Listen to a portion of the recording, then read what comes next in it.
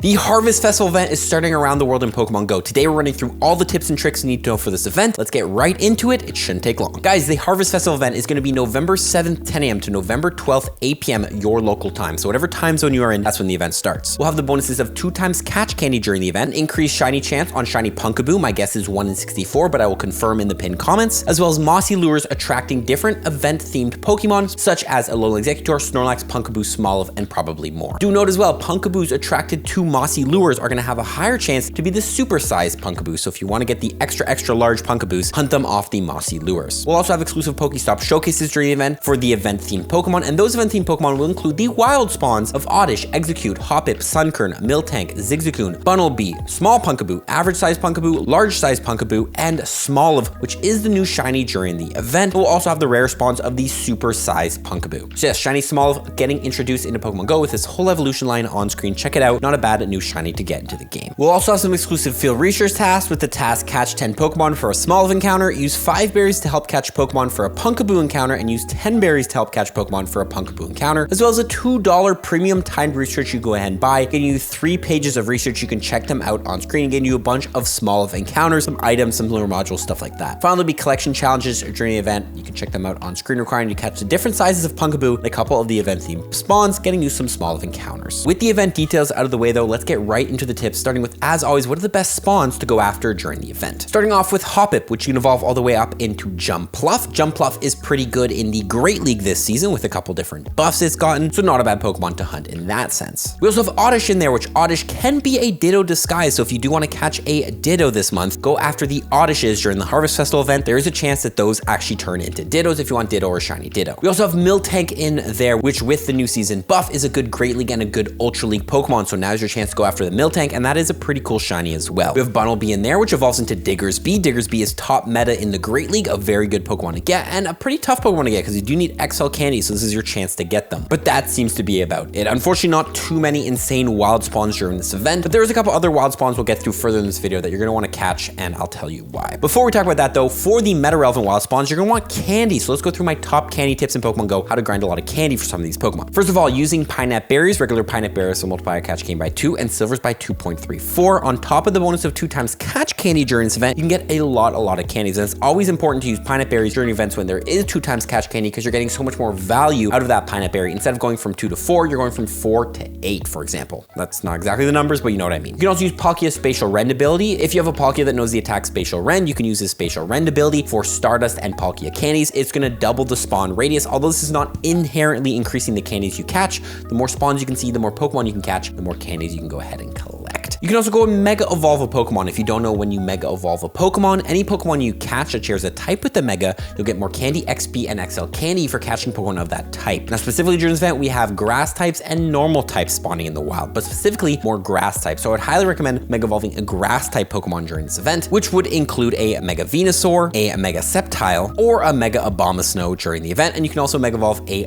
Primal Groudon, which will also boost Grass type Pokemon. However, as a secondary option, there is Lugia in the raids right now. So if you do want to grind more Lugia candies, you can go ahead and Mega Evolve something like a Mega Pidgeot, which will get you more candies for the Bunnelbys and the Miltanks in the wild, while also boosting your candies for the Lugia raids. So up to you. I would probably go with the Grass type. You're going to hit more types, but you know, it is also still the season of Max Out, which means every time you trade away a Pokemon, you're going to be guaranteed a XL candy. So if you catch any Pokemon you want to grind XL candies for example, Miltank, Hoppip, Bunnelby, all Pokemon good to get XL candies for, you can save them, trade them away to a friend or a colleague or whatever. Every time you trade away a Bunnelby, that's a Bunnelby XL candy for you. It doesn't even matter what you get in return. Trade 100 Bunnelbys, 100 Bunnelby XL candies. Do not sleep on it. Finally, you can go ahead and transfer Pokemon. Unfortunately, for the rest of November, we have no more 2x transfer candy events. So you're gonna have to hold on to Pokemon you do want more candies for until the month of December. Do I think it's worth it? Probably not. You can just go ahead and transfer Pokemon. That's another way to get candies, but you're not gonna be getting 2x transfer candy, unfortunately, until December. So probably just transfer your Pokemon and do all the other tips I mentioned. Finally, let's talk about Platinum Medal tips, and specifically some Pokemon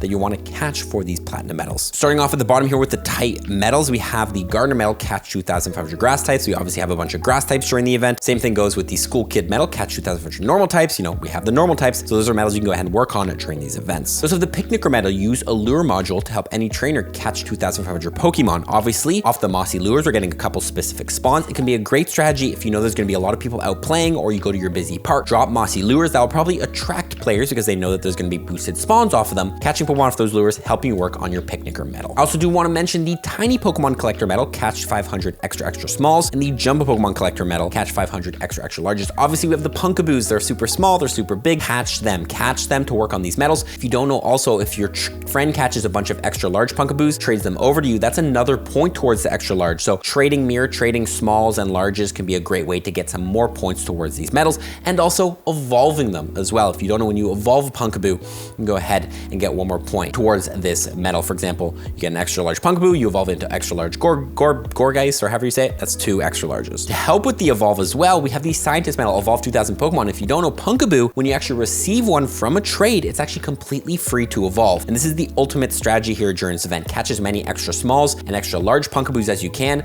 Same thing with your friend. Mirror trade them, then you can evolve them for free, working on your Scientist medal, grinding you XP as well. And you are also working on the Jumbo Pokemon Collector medal at the same time. That's the ultimate strategy. This event is amazing for completing those 2 medals. Might be the best event we've ever had to complete these 2 medals. Finally, we'll talk about the Showcase Star medal. As always, win 100 Pokestop showcases. We have showcases during the event. Try your best to win them. They're probably gonna be pretty competitive. So they're probably gonna be for Punkaboo. And obviously you have the extra large Punkaboos are always fun to go ahead and see if you can take one down. I did get mine up to 10, so I am 1/10 of the way to completing mine. So let me know what year you think I'm gonna complete these. Probably 2026. Guys, that is the Harvest Festival event. Watch the video below if you enjoyed this one. You will enjoy that one as well. Let me know what you think of this event. Are you gonna be playing it, or are you gonna be skipping it? Follow for tips. Peace.